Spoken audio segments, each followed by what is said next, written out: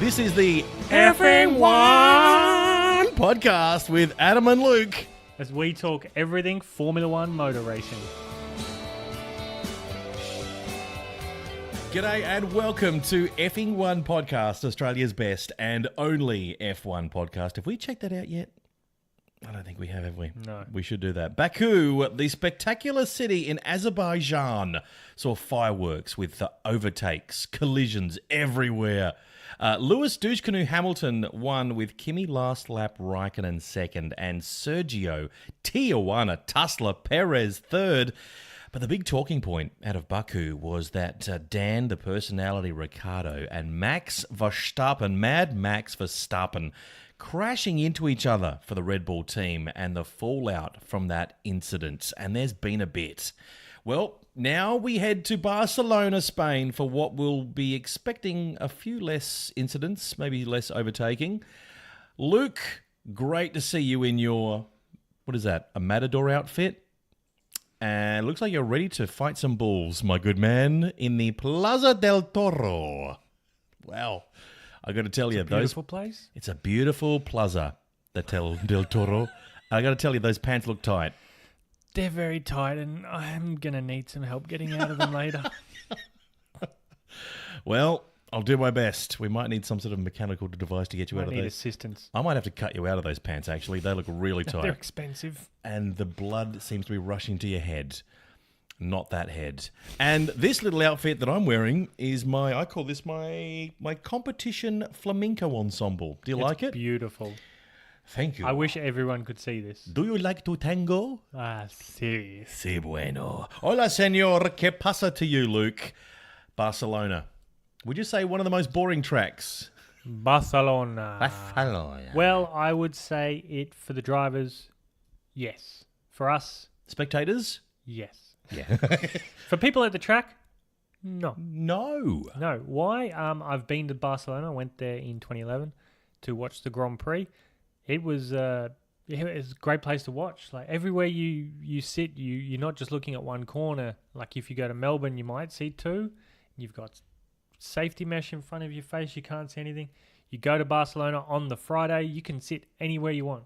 And there's no safety barriers. It's a couple of hay bales. It's just Spanish guys just trying to hold the car back. Hey, whoa, like the old days of Ferrari. When Fangio used to drive. Yeah. Everyone just crowd around the track. Yeah. We've got two hay bales, that'll save everyone's life. Yeah, just Dave will be in between you and the car, so you'll be fine, guys. Yeah. It's hay. It's the best absorber of energy that we have. They're still using it in modern Formula One cars. What are you talking about? Of course. If you actually look under the skin of a Formula One car, it's just hay. Under the carbon fibre, you'll find hay. It's actually hay. It's carbon hay. So, great track to watch from. There's certain parts of the track. As I said, on Friday, you sit wherever you want. You can go on any grandstand. On Saturday, Sunday, of course, you've got to have your ticket for these stands. But there's parts where you can sit and you'll see 8 corners. It's a great place to watch. Is that because the track's really low and... Yeah, all the spectator stands are on a hill. on grass mounds. The same in Malaysia. It's just a great place to watch. But narrow. It seems narrow. The track seems pretty narrow. It's narrow-ish. Not as wide as the main straight of Baku, but not as tight as... Not really long straights, just sort of sweeping turns. Yeah. Makes it hard to overtake. I prefer the old layout of the Spanish Grand Prix, where turn 13 is now. It used to be one fast corner, bypassing 14 and 15. Yep. And then into 16. 2 fast, awesome corners. But now, it's... Just a lot of sweeping turns that you can't do much on by the looks of it. A lot of fast corners, not a lot of slow ones. Probably the chicane at 14, 15 and the hairpin at turn 10 is really the slow ones. Turn 12, they're quite slow around there, but the first sector is quite fast. Turn 3 is a long right-hander. Yep.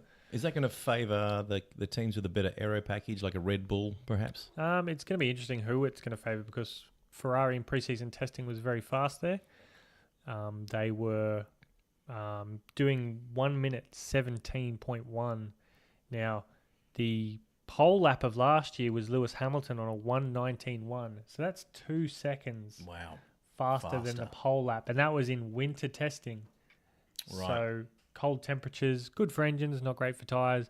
But they did run the ultra softs the Hypersoft, in the testing. So the Hypersofts aren't 2 seconds a lap quicker than all the other tyres. Are we going to see the Hypersoft in this race? No. Hypersoft will be at Monaco, which is the race after. That's the first time we'll get to see it. So, yeah, there's a 2 second difference, but the fastest lap will be changed in terms of the quali lap will be quicker than last year, but it's not going to be 2 seconds a lap quicker unless everyone's got their go fast bits on the car. When were you down there watching that race? What year was that? 2011. Yep. I was there. Webber got pole, and I don't remember who won it that year because Webber didn't win it, so I didn't give a shit. What'd you have for lunch? What'd you eat? I don't remember. Paella? I sat in the stands the whole day. I didn't want to miss anything. You didn't eat? No. Probably not. No. But that's the dedication that you have for Formula One. I can't eat. A gazpacho? It's because it's cold. It's cold soup. Wouldn't do too much damage. No, I didn't eat anything. No. Didn't even have a snack on me. Not even a Spanish omelette. I ate breakfast at the hotel. Then we get a bus an hour to the track. Yep. And then we had an hour back, and then I ate dinner. I don't need food. I've got Formula One. That's what keeps me sustained. It's in your DNA. Yep. It's in your blood. You feast off it. Previous winners who won last year? Last year, Lewis, Dushkanu, Hamilton won, Sebastian Vettel, the Fingerboy, and Daniel, the personality, Ricciardo, came third. The fastest lap last year was a 1:23.593 from the douche. It'd be interesting. There was 15 drivers in preseason testing that were all quicker than last year's pole lap. Wow. So the cars are significantly quicker this year, and you'll see it. The thing is, the drivers have done hundreds of laps around this place. This is a test track. They are tired of it. This is where all the preseason testing was. There's 2 DRS zones on the main straight and between turn 9 and 10. Turn 9, to see the cars go around turn 9 is pretty amazing. Yep. It's a right-hander going up a hill, and then it's kind of like a blind exit when you first enter it, but then when they come out, they're right on the edge, sparks flying everywhere. It's a very cool place to watch a car go around. Very cool. And what manufacturers would this track suit? They all seem pretty... They're all very familiar with it. Not definitely... Well, I'm going to nip that in the bud. Don't expect Williams to win this race. Fair enough. Yeah. But they're not good in any situation. No. Red Bull can win it? Red Bull could win it. More Ferrari likely. could win it. Ferrari, you think? More likely? Yep. Well, probably Kimi Raikkonen. They'll probably try some team orders, and Sebastian Vettel will spin off or brake heavy, and Kimi will just saunter on through and take the position he deserves. They'll do everything in their power to make Kimi not win, and he'll just stumble to victory. And Sebastian will do everything in his power to screw it up. Yeah, and he'll do something stupid and ruin it. Then you go and try it all by doing something stupid like Bottas. So then Bottas will do the same thing. You could try to gift him the win, and he'll find some reason to stuff it up somewhere. He's very good at that. And then Lewis will accidentally win. And then Max will run into his teammate twice, 3 times. A lady. And I can't stand Max. He's a lovely boy, but he should be in go-karts. He's still a boy. He should be in bumper cars. That's where his strength lies, I think. I think he would have voted for the bumper cars on the Effing one, making F1 great again. Yep. That was an option. A very good option, making F1 great. We've got some wonderful options. In fact, the grand final it's heating up, that grand final. Oh, the votes are very close. Head to head. We keep telling them. On Effing One Podcast Twitter page, we're going to let you know how you can get involved with that very shortly. We're going to keep this open purely for the reason of once we have a date set with Ross Brawn, then we'll take it to those gentlemen. Liberty Media in Switzerland. We're going to knock on the door. Yeah. Sean Bratches and Carey. The Bratchmeister. Bratchy. Carey. And then Carey, the one with the big moustache. Yep. They'll get our ideas in person. In a briefcase. Some undisclosed location because it's top secret. Sealed, delivered, and will be the only way they'll be able to tell us is by our red hats, making F1 great again podcasting hats, and our flip down visors, the reality visors attachment. which is even better than virtual reality because it's reality. Much better. It's real life, Much kids. better. And that's Disclaimer: beware of buses. if you're on the PlayStation, get off it. It's not virtual reality. Try reality. Try it. I think you'll like it a bit more. Yep. But be careful with the side note. That bus that's coming towards you, that's a real bus. That will kill you. So we're going to head to Liberty Media with the Making F1 Great Again winning suggestion that you've been voting on very, very shortly. We'll get into that, heading into that in just a second. But we need to get into some predictions for the Barcelona race. Predictions, you're 2 points in the clear. You ripper, Luke. I intend to be keeping that. And I'm going to close this gap this weekend. No one knows this track more than you do. You've been there. I've walked around it. You've walked it. Yep. It was warm. Mm-hmm. You've not eaten there because you spent a whole weekend not eating at Barcelona. You were so enthralled with the racing. That's the dedication that you have. And this might be the first year that they've gone to Barcelona and the Sagrada Familia will finally be finished. Bueno. I'd like to see that. I just saw it with one of those things. You know those things. Cranes. Cranes. Yep. Still trying to fix it, make it, whatever. It's extensive. Okay, well, let's go through some predictions. Maybe. Mercedes. I'm going to say... Who are you going to predict for quali and the race? I'm going to go out on a limb here. I thought you were about to say lamb. I'm going about on lamb again. Could we do the lamb again? Was that just Azerbaijan, or do they have lamb in Spain? They do, but we're more seafoody in that side of the Mediterranean. This is kind of paella, isn't it? Yeah. Paella, gazpacho, some cold soup. That sort of gear. Yeah. I'm going to go for lock this in. Locking it in. Oh, I want to say Bottas, but every time I catch myself and I think, don't be stupid. What are you doing? Let's go Hamilton. Yep. For both? Yep. I'm going to go Bottas ahead of Hamilton in the race, but Hamilton to get a better qualifying position. Interesting. Ferrari, I'm going to say Raikkonen will stumble against team orders and jump in front of his teammate, and the Ferrari will be very upset at him for beating their teammate. I can understand that. And I will go with, because I need to catch up on some points, I'm going to go Seb. Fingerboy for pole position and the race win. Oh, jeez. There's a point of difference. Yes. There's a point of difference right there. Red Bull. Well, my predictions of tipping Max Verstappen so that Ricciardo would win lasted one race. So, fuck it. I'm going Ricciardo. Yep. I will do the same. I'm going to go Ricciardo. Excellent. And hopefully Max doesn't run into... Well, he's going to run into somebody. Hopefully it's not his teammate this time. Renault. Yes. We've got Carlos Sainz, local boy, Spanish. Nico Hulkenberg comes off a bit of a dodgy Grand Prix. Carlos. Wish I was Max. Wish I was the torpedo. And I'm going to go Hulk will get him in the race. Yep. And Carlos will get a better quali. Mm-hmm. But I do think that he might lift for his home race. Yep. It always seems to give someone a couple of tenths. Yep. McLaren, Spanish driver. Yeah, it's got to be. The Fons, Fernando Alonso. Fonzarelli. Can we really tip Stoffel for anything this year? Not really. I think Alonso's in really good form. Alonso looks good. If he was in a half-decent car, watch out. Yeah. He would be awesome. Yeah, I think Stoffel, there was a fair bit of buzz about this kid. He drove really well in the GP2 when he was there and won the championship in a canter. He was dominant, and I was very impressed by some of his drives. It is still early. I mean, it's only the beginning of the season. But he is against Alonso. And you kind of need It's like when Sebastian Bourdais went from IndyCar Yep. over to Formula One against Vettel. You're a rookie against a great driver. Not just a good driver, against a great driver. Next up, Force India, the Pink Panthers of the paddock. I'll go for the Spaniard. The Mexican, sorry. He speaks Spanish. He speaks Spanish. It's a different type of Spanish. So you go with Perez. Perez. The Tijuana Tussler for me, please. Yeah, I'm gonna go the same. Every time I pick Ocon, he screws up.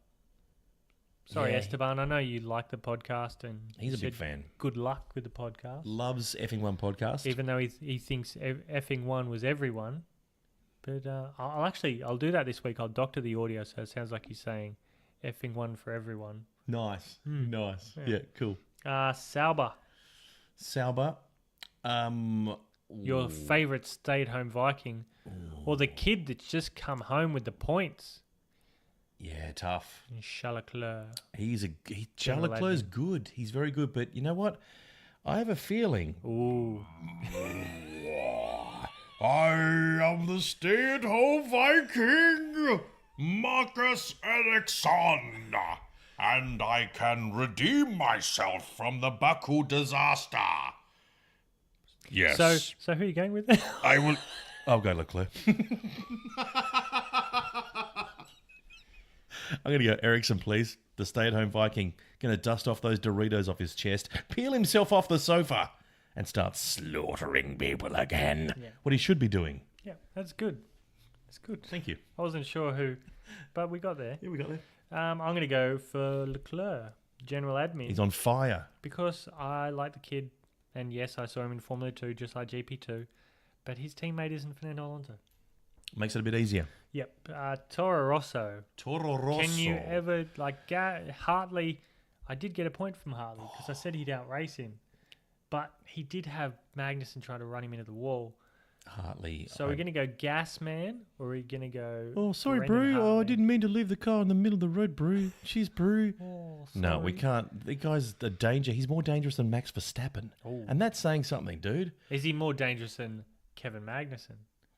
It's a line ball through all those three are just ticking time bombs, aren't they? Imagine if they all have grid penalties or all the back. It'd just be carnage. You just see this fireball at the back of the race. Like, what happened there? Liberty Media saying, don't worry about that. Don't get the cameras on the first guys. Just get the cameras at the back of the grid. Let's just focus on those guys for the first couple of laps. Speaking of Liberty Media, I hear that they have trademarked the shoey. You can't do that. They've done it. They've trademarked the shoey. One of the V8 drivers, David Reynolds, who pretty much started the shoey. Before Dan did it? Yep. He did in a V8 race in 2015. What, he can't do it? Shoe. Now he's calling it a booty. So he's doing a booty. It's not drinking from a butthole. This is actually drinking from his racing boot. So he doesn't get in trouble for saying shoey. So you can still say shoey. That's what he said, or that's your theory? They've actually... No, that's actually... This is what's happened. This is what's happened. He said that. He's called it a booty. He came out today saying that we're going to call it a booty now because they've trademarked shoey. So they've got merchandise and stuff of shoey on it so that you can't... They've monetized a larrikin thing to do. Why can't Liberty Media? Surely that's Dan. If Dan's doing it, he gets to... You'd think so. I'm sure they'd be using his image because they're the one who's used it more. But it's happened in MotoGP.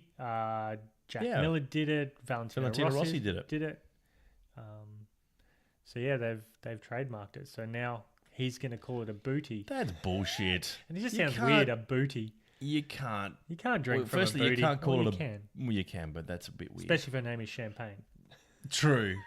That is so true. But gargle afterwards. Use some mouthwash. But I don't think you should be able to patent the shoey, like Liberty Media. Come on. I'm sorry to give you that bad news. That's shocking. Anyway, that's disappointing. Okay, Toro Rosso. So we're going to go Gas Man. Going to go the Gas Man because just, Hartley, just a danger to everybody. Yep. And Williams. Ooh, the two-page drivers. Rusky. I keep sticking with the Rusky. I keep tipping him, and he doesn't do anything for me. No, he doesn't. And he'll be 3 grid places back, so I think I know where I'm going with that one. Yeah, I can't go Rusky either. Yep. Fucking Stroll. Richie Rich. Daddy's boy, eh? So the last one is the Harsholes. The Harsholes. It wouldn't give Grosjean a high five. Wouldn't pat him on the back. Grosjean hits the wall, wants a bit of loving from the team, comes back, puts his hand out for a high five. Nothing. The team turns their back on him. Cold shoulder Haas. He's got his arm out, still waiting for a high five, as you do, because you still hang on, because you don't bring it back straight away, because it looks silly. Living in hope. Then he reaches out further and grabs someone on the back, pats him on the back. You missed my high five. And they just like, I don't care. That is heartbreaking. So are you going to go for Grosjean or the craziest? I'm going to go for Grosjean because I feel he was hard done by the team. I agree. Not getting a high five. He deserves. And Magnussen, you had a good run of form, but you drove like an absolute maniac. Like, dangerous maniac. Like, I think he should have 2 or 3 races off. Purely based on... How did he not get a penalty? That is frightening that he didn't get a penalty. Yep. That's just clear dangerous driving. It's like Max. Oh, I couldn't Dangerous see him. driver. You were looking in your mirror the whole time when you were steering across him. You knew he was there. Yep. So we're going to go for Grosjean and on. See if I can hold my 2-point lead coming out of Barcelona. We'll find out very soon about that. Yeah. And now it's time for F1 news. F1 news. So, Formula 1 has said that they're going to bring out next year a new front wing design. Ooh. The idea is to create more overtaking. So a front wing is designed to push air around the car, around and back into it.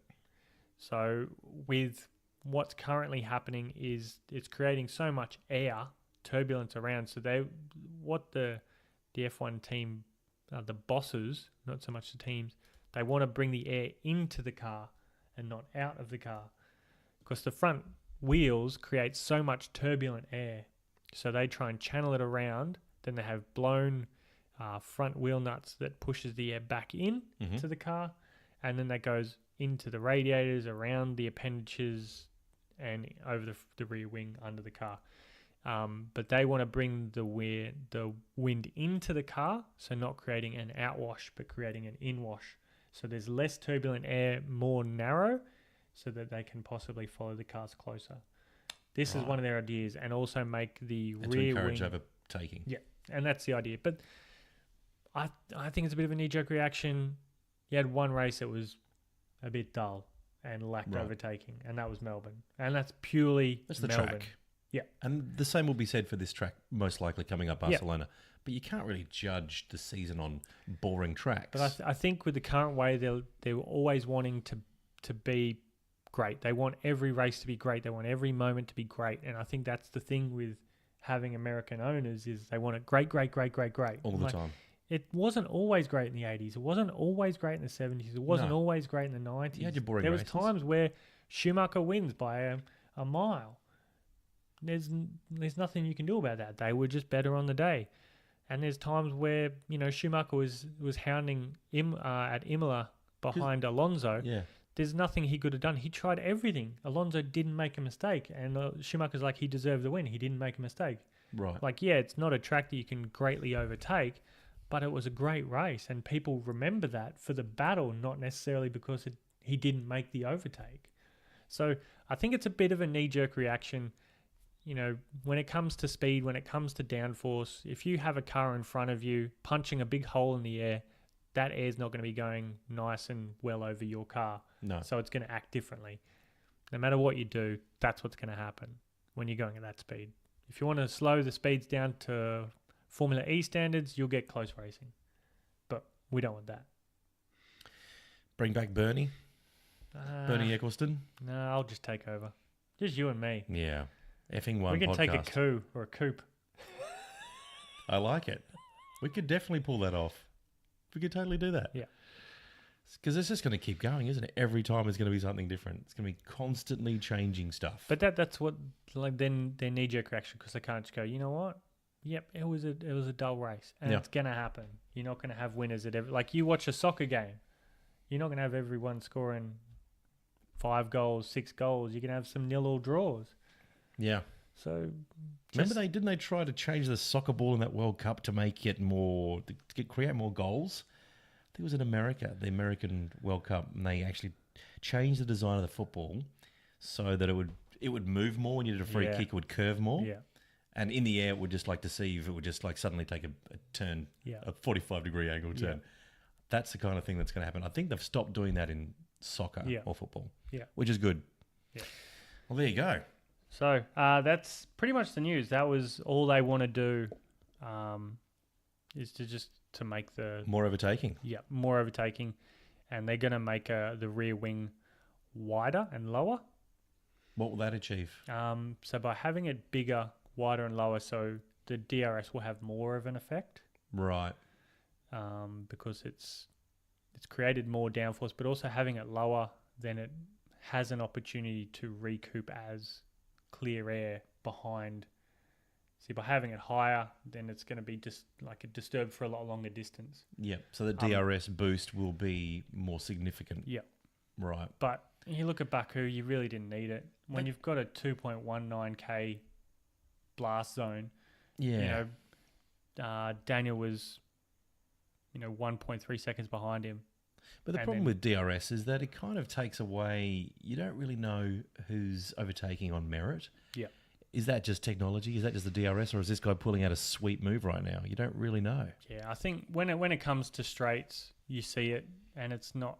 I think great overtaking moves are side-by-side moves. Getting you there's one thing, but you still have to make it stick. If it's just a matter of your car's got a far superior speed and they just overtake you, and there's not even a fight, not even a battle. No. It's just like, oh, well, he's going to get me. He's going to get me. And then if they keep doing, where does it end? If they keep bringing in new things, like it might be something on the corners that gives them a little boost, a little extra zip around the corner, extra downforce, and they keep attaching all these things, where's the driver's skill? How do you know who the best driver is? It's just technology. Yeah. Well, I think with, it's always difficult when you've got F1, they're all different designers. They all have a different philosophy. So I just think they should just kind of leave it alone for a bit.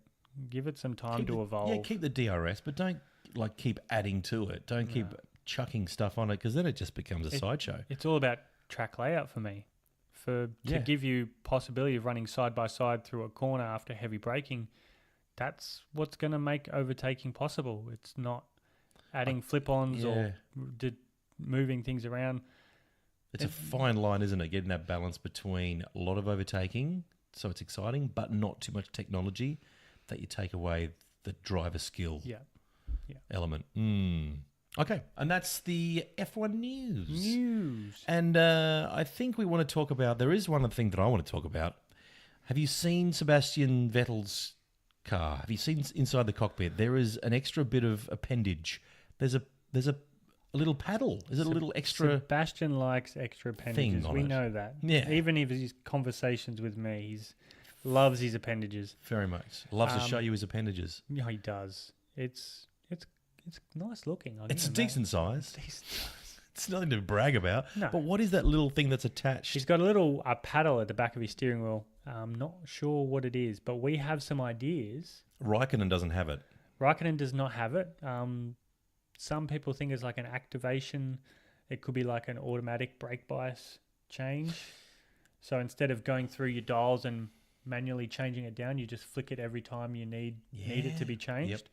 Yep. So if you're going from like a medium braking to a hard braking, you'll be changing it, and they'll have a dial and they'll rotate like a scroll, where he just may go, there'll be two settings, heavy braking and medium braking, and you just flick it to whatever you need. That's a theory. There's one theory. That's a theory. This is more convincing, this theory. It has a direct link to Kimi Raikkonen's car, and basically it just issues team orders. What it does, he hits that switch, goes back to the pit crew, they then hit another button, hits Kimi Raikkonen's, and he just suddenly loses 10Ks. Yeah. That seems more plausible to me. That's just me, though. Very plausible. Because that's a very Ferrari thing to do. Yeah. To have a little button that Sebastian can hit that just kills Kimi's car. Schumacher always used to put like a little wooden block under Barrichello's accelerator so he couldn't full throttle. It's a smart way of doing it. Very clever. But those Germans, very much like the Volkswagen pollution scandal. Don't get me started on that. They find ways to get around rules. Yep. Those sneaky Germans. Another theory is, I think it could be, maybe it could be some kind of vibrating implement that's located in his seat.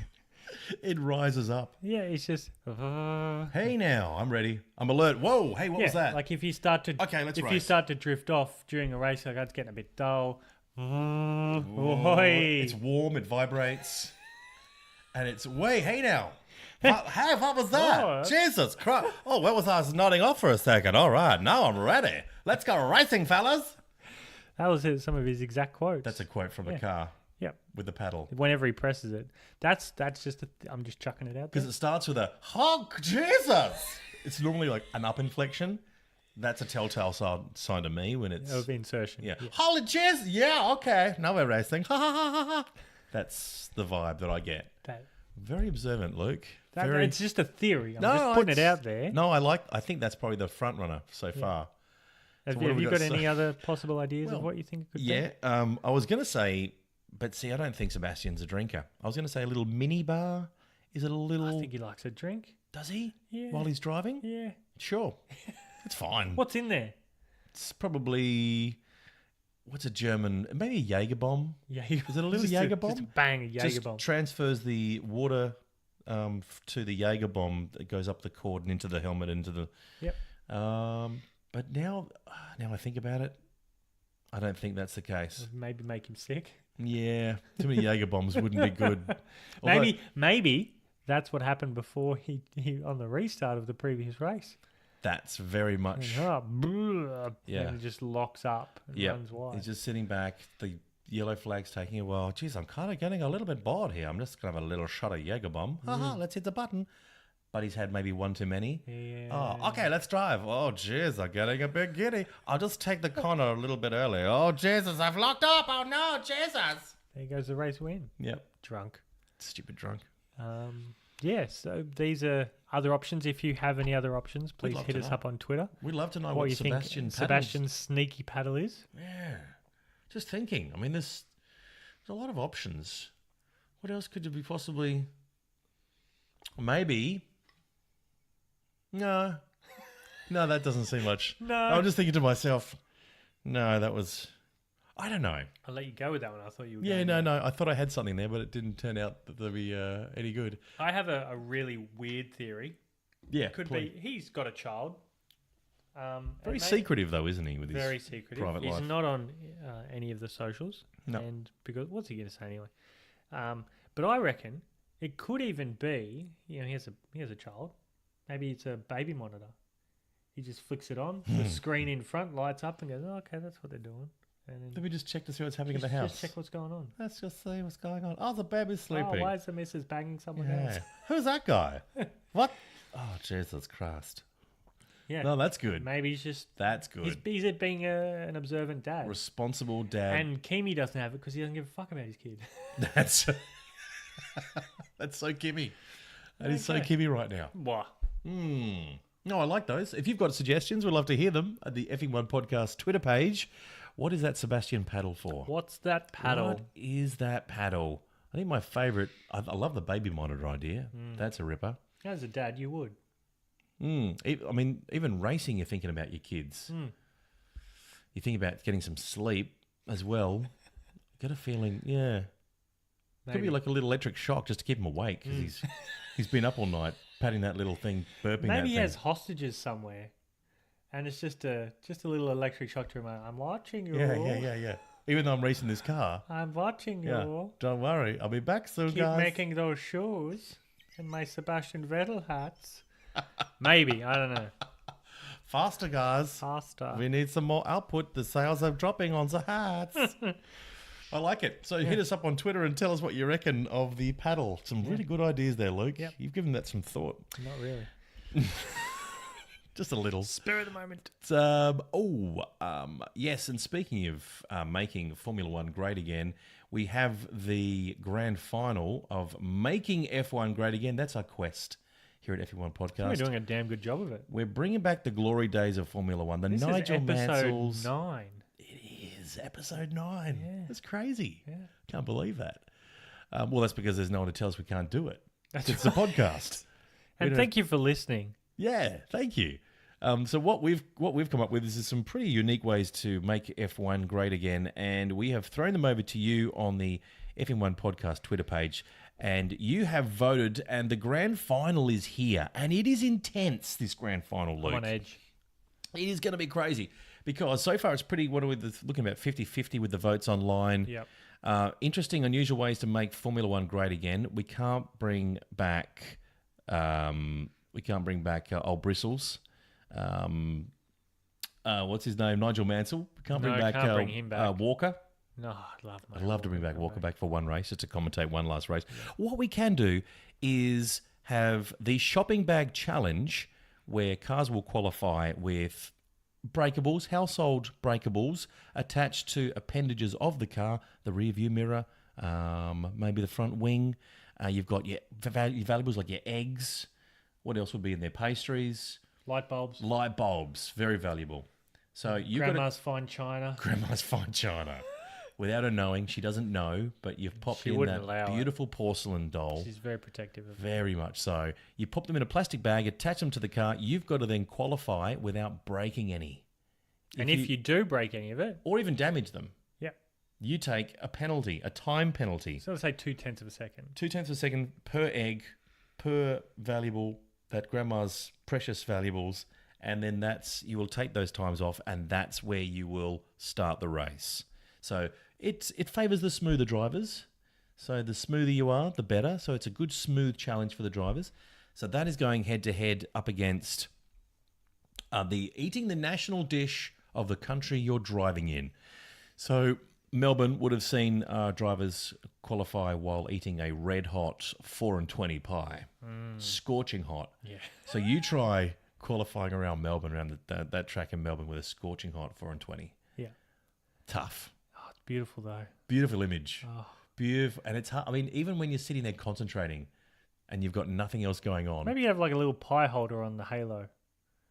I see. Want to cool it down. With a little tripod arm. there. A little arm that comes like out. a little cup holder but for a pie. Perfect. You put that there. Just little comes air out. comes over, cools it down. Cools it down. But you take a need to little finish bite. it before the Need lap's done. to eat. So you're eating and driving Yeah. at the same time, which Yeah. reminds me of my very first job as a courier. I thought you were going to say he's a pizza delivery man. Courier for Then I'll the get Australian government, for the Department of Immigration, and I was a courier. I was dropping off, and I remember like going to my favourite bakery. How many people did you send home? My challenge was to take a roundabout and not use my hands. And Mr. Bean I style. used to be able to do it. I could eat a pie, and I could turn with my knees, and I could go around a That's full U-turn. impressive. I could all the roundabout, and I didn't care how slow I went. People behind me, I'm sure they were frustrated, but you'd You'll get 'em celebrate. deported. You'd be tooting your horn, flashing your lights. I did it, everybody! I did it! I ate a pie. I ate a pie. I did the whole roundabout. So that's the idea for that one. Yeah, that's good. So in China you would have your noodle soup. You would qualify with your noodle soup on Has your to lap. be a soupy. What do we say for Bahrain? It was like a tagine. Tagine, definitely. Very dangerous, very Yeah. soupy. Azerbaijan was probably just a leg of lamb. Eat the whole thing qualifying.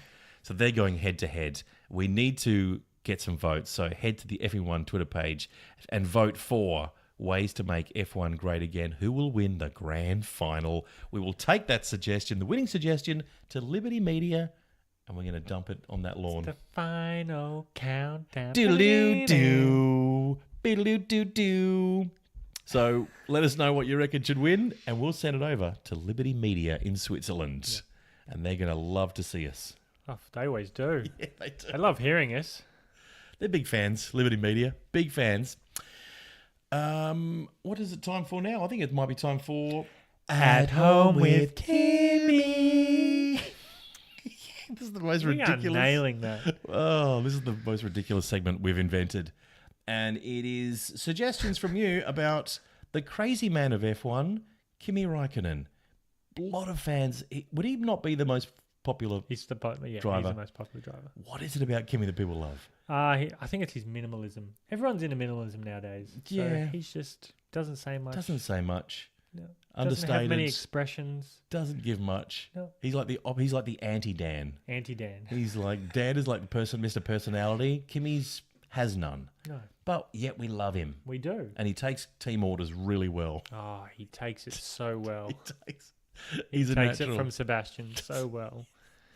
We've got a suggestion here from one of our Twitter followers. and it is from Mama Vic. Mama Vic. Mama Vic on Twitter has asked, she says here, I want to see Kimi on the podium. What's it like, Kimi on the podium? Because he's had a couple of podiums the last couple of races. He has. And kind of by mistake, Not by Ferrari design. Ferrari seem to not want him up there. No. Is that too rough? Can you say that? No, that's accurate. I think they would rather... But he just keeps getting up there. Yeah. I think they prefer the other Ferrari driver to be up there, but that's not happening right now. Kimi's up there. So we're going to cross to Kimi. And this was at the last Grand Prix at Azerbaijan. We took audio, some secret audio.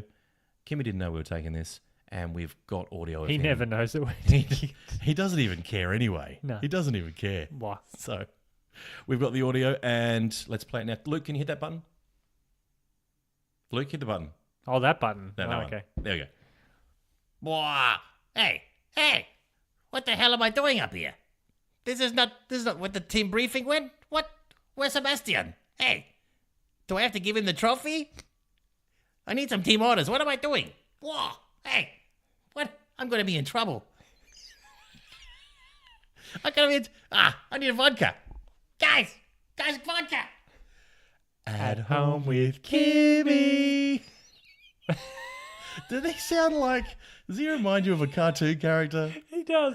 We got a bit of What's Elmer going- Fudd in there. God, Elmer Fudd. Yeah. He sounds like Elmer. Yeah. But he does that when he gets very excited and he's on the podium. Yeah, he does. When So- he's not, he's unsure of why he's there. He's so surprised. Yeah. He feels like he shouldn't be there. Well, I hope, Mama Vic, that helps answer that question with At Home with Kimi. Yeah. That was fun. It was. Anything else before we head off to Espanol, my good man? We have one more. We do. My new segment. Yes. It's called Effing What? Effing what? So this particular podcast, I'm going to talk about braking in Formula One. Oh, Yeah. braking in Yeah. Formula One. And I'm not talking about Sebastian Vettel style braking. I'm talking about braking that actually stops the car and gets it turned. Ah, Going through some of the facts of braking and what it does and what it can do. Let's say, for instance, the Italian Grand Prix, Brembo, who make the brakes for the majority of the teams, they've thrown out some stats from last year of what happens to an F1 car. So the biggest stop is turn 1. So they have the long straight after Parabolica. They go from 324 kilometers an hour. Fast. wow. That's not the effing what bit. They go down to 80 kilometers an hour in 69 meters. Whoa, effing what? In 2.57 seconds, they decelerate 244 kilometers an hour. 2.5 seconds. That's ridiculous. They take off 244 k's of speed. So that's brakes, that's downforce, and that's engine braking. So going down the gears is one way of... So there's 3 forms of braking they use. Yeah. Down gears? Yep. And to press that brake pedal, the brake pressing is around 232 kilograms of pressure onto the brake pedal.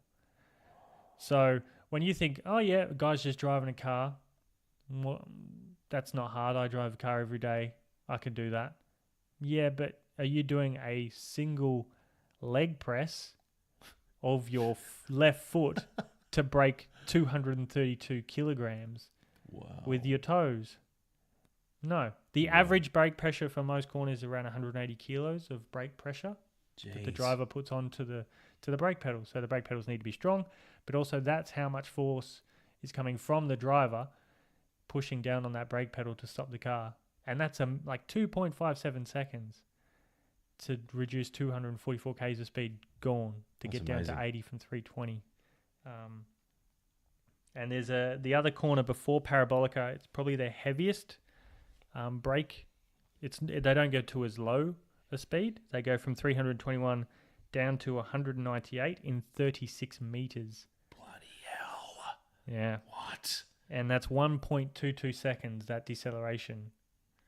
So that's That's pretty quick. So, and the brake pedal, they can undergo 6.6 Gs in braking force. Wow. So that's how much. So say your head weighs 10 kilograms, it's going to weigh 66 kilograms going into a corner. So it's a lot of force going onto a Formula 1 driver, and they're pushing the brake pedal, they're downshifting, they're taking That's instructions. amazing. And the average heart rate is around 170 for the entire race. So if I go for a sprint, it's going to be around that mark. So imagine that physical exertion and the stress on the body for that entire race. Because you're just sitting, you think they're just sitting there. Yeah.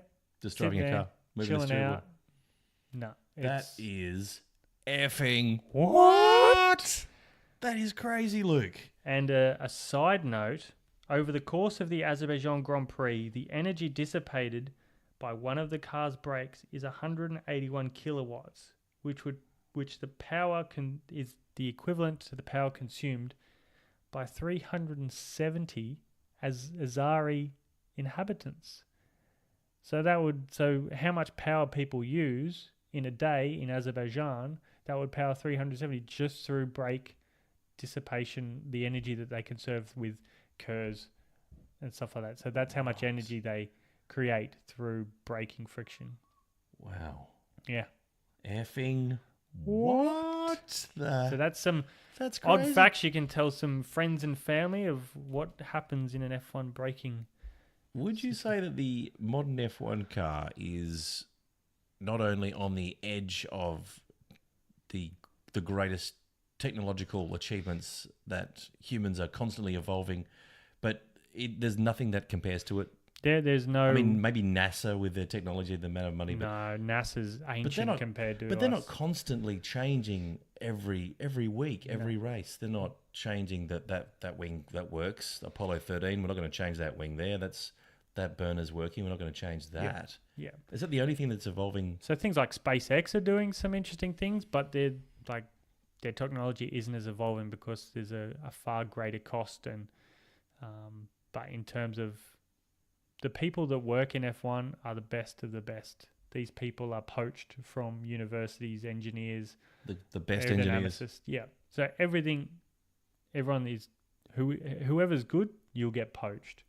You'll be given jobs, well-paid jobs to do what you do. And when you notice that someone's good, like Adrian Newey, everywhere he's gone, he's built championship-winning cars. And he's even designed America's Cup cars and designed road cars. And there's nothing this man can't design, and it's not going to be good. So I think... So a young kid that's come out of university, just picked up a doctorate in aerodynamics. I want to save the world. Nah, you're coming to work with Ferrari. That's right. Nah, you're not saving the world, bro. You're over here. Yeah. Don't even think about saving the world. No, Williams can't afford you. Get in the You're going back with Ferrari. and design us a wing. Yeah. If you don't go willingly, they will put you in the back of a van. That's what Ferrari do. That's pretty much their motto. Get in the van. Hey, you want to save the world? You tell you what, fucking win me a race first, okay?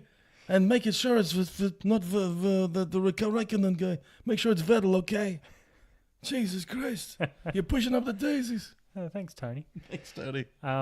So I think F1 is the pinnacle of motorsport in terms of technological advance. But not just motorsport, like any technological advance anywhere. The amount of there's a trickle down research. effect that goes into road cars. There's so many things that cars have nowadays. So what we're seeing now on a Formula One car, modern Formula, will most likely come from that and then be on a road car sometime in the future. Yeah, Mercedes has actually made. It's called the Mercedes One. It's actually a Mercedes car with an F1 engine in it. It only has a very small lifespan of terms of kilometers. Jesus, that would be awesome to drive. Yeah. Could you imagine? They've all been pre-allocated. You can't buy them. Who's they're, got 'em? they're a beast of What a do you looking mean, car. allocated to whom? Oh, I think Nico Rosberg's got one. Get out of town. I think Graham Rahal, one of the IndyCar drivers over there, because he has a Mercedes dealership in the States. But yeah, these have been pre-allocated to quite rich people, and yeah, there's not a long shelf life for them. I think it might be 30,000 Ks. So you wouldn't buy a $2 million car for. Do we have one on order yet? We've got one, haven't we? We do, but it's the Mercedes car. It's the shop one. It's the but shop. we've got a Honda engine in the back. Yeah. And it's not the Honda engine from this year. It's the Honda engine from last year. Yeah, the very first year that Honda came in. Yeah. So we were excited when it came, and we were, oh yeah, we have to crank it up. Yeah, it's an old Model T Ford crank up, wind up system. Thanks. But it's on order. Thanks, Mercedes. Oh, so we haven't even got that yet? No. So we've still got to waiting. wind it up. Yeah. How exciting. We got to build it with an Allen key. from IKEA. Yeah. And Marcus Ericsson's going to help us. Oh, he is. He knows all about that. And Magnussen's going to be booing us in the corner. Fuck Magnus. The Swedes. Don't trust the Swedes. I actually had a term for them. I can't remember what it was. There's a The bridge. Danes. There's a bridge that goes over between Denmark and Sweden. Denmark it's a big and bridge. Sweden. And I was trying to find what it's called because I was going to say that it was the battle of The Marcus Ericsson. the battle of this. Magnussen Friendship Bridge.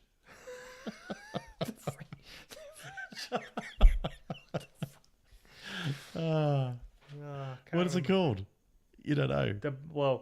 It was the stay-at-home Viking versus Suck My Balls, Ericsson versus Magnussen, Sweden versus Denmark, the battle for bugger all, the battle for the Rison Bridge, which apparently that's what it's called, the Rison Bridge. The Rison Bridge. There's a bridge that goes between the two. Yeah, I did some fact checking, but I preferred the battle for bugger all because they were around last at the time. I think we need to check your geography. I don't think there's a bridge that goes from Denmark to Sweden. Oh, watch this. Well, don't watch it. Listen. I don't know if that's a thing. I think it's a long way away. It's not. It's just above it. I don't think you It's a understand big where bridge. Sweden is. It had to be a big It's bridge. a massive bridge. It seems like a long... I'm This even is gonna. going to take a while. No, it won't. Just have some listening, thinking music. Waterloo. Waterloo. Waterloo. I thought you said Portaloo. Whoa, whoa, whoa, whoa, Waterloo. Why we bring up this mappy So this poo. is Sweden. Whoa, And look at whoa. Denmark right here. Yeah. No, you're right. I didn't realise Sweden went down that far. Copenhagen. Okay, I stand corrected. Yeah. Look I at that stand- bridge right here. Malmo, between Malmo and Copenhagen. Yeah, Yeah. you're right. That's a pretty little place. See, right. And we do have some Danish listeners, so they can also go, yeah, Luke was right. And is that like a little island? The bridge goes in sort of Pemholm. Piberholm. Piberholm. There you go. Yeah, Sweden so that's and the Rison Bridge. Denmark. Well, I've had a geography lesson today. This is From me, awesome. which is very rare. Very, very rare. There you go. I actually thought that Sweden was much, much higher than that. I didn't think it came down that low, but it sure does. This has been entertaining. Riveting Stuff here. I think we finished strongly, Well, yeah. this podcast. It seems We like we've finished with a visual. Yeah. It's always nice when you're loading up Google Maps. To prove a point. So let's get into Barcelona next, shall we? Yep. Lucas, I'm excited. Let's hope the race is exciting. Let's hope there's some prangs. Well, we need Daniel Ricciardo to make F1 great again. We sure do. And we need maybe the, what do you call it? The safety car pinata. Oh, yes. Smack that thing when the race gets boring. Just need someone stupid. Need a Hartley or a Magnussen just to bring out a safety car for us. Just do something stupid. That'd be nice. And then we hit that pinata. It would be great if the viewers could do that from home. You know, like an interactive button. Yeah. And you pushed it really fast. Like, the faster you pushed it, the better chance of the pinata dropping. So if we're all doing it, there's thousands of people around the world, there's a good chance the pinata will drop and the safety car will be employed. That's Good not a bad thinking. idea. Okay, so Barcelona in Español is the next race, and it promises to be muy bien. Muchas gracias, Luke. De nada. Ah, That's Portuguese. no, de nada's Spanish. De nada Spanish? Yep, you're good. You nailed it, bro. Join us for the next Effing One podcast as we preview the race. It's going to be good. And of course, you can get hold of us for comments. Tell us what you like, what you don't like. There's not much of that. Google Maps. Do you want us to Google Map next time at the end of the podcast? Yeah, if there's anywhere you want us to Google and talk about, Yeah. If you want more visuals in this podcast, let us know because we're happy to supply we can them. sit here and listen to videos and just watch onboard videos and you just listen to our reaction to things. We could just leave the mics on and we could just go about Walk our away. normal daily duties. Go to the dishes. Leave this go for about half Yeah. an hour after. Hey, Luke, want some popcorn? Oh, yeah, I love some popcorn. your shit, mate. You're right there. All right, mate. Wash your hands this It's time. funny, before you everyone touch the popcorn. Everyone thinks I've got an Aussie accent, but once I get off mic, Very I'm straight English. back into the geezer accent. Very into a geezer. Yeah. Okay, so say hi to us on the Effing One podcast as well. Tell us what you like, what you don't like. Effing One podcast Twitter page. Thanks, Luke. Thanks, Adam. Muchas gracias. Yeah, thank you very much. Hasta And, luego. Hi, Mum. Oh, Mum. Luke's mum. We didn't even mention Luke's mum. This is the first time we No, always finish I this was, podcast. I was waiting for a pause. And Gee, that was close. Chuck it out. What did your mum? What did Luke's mum bring today? she brought a paella pan and she filled it with lamb. Maltesers. Are they Maltesers? They're not. No. But over here, we've got some other Spanish style. This gazpacho. Is that gazpacho? Gazpacho. Yep. Yep. We've got some tortillas. We've got enchiladas. Now that's Mexican, isn't it? I think your mum's a bit confused. Thanks, Mrs. Luke. We love you. Thanks for the spread. It always keeps us going. It keeps us motivated and nourished. Yeah. See you at Barcelona, Luke. See you, mate. See ya.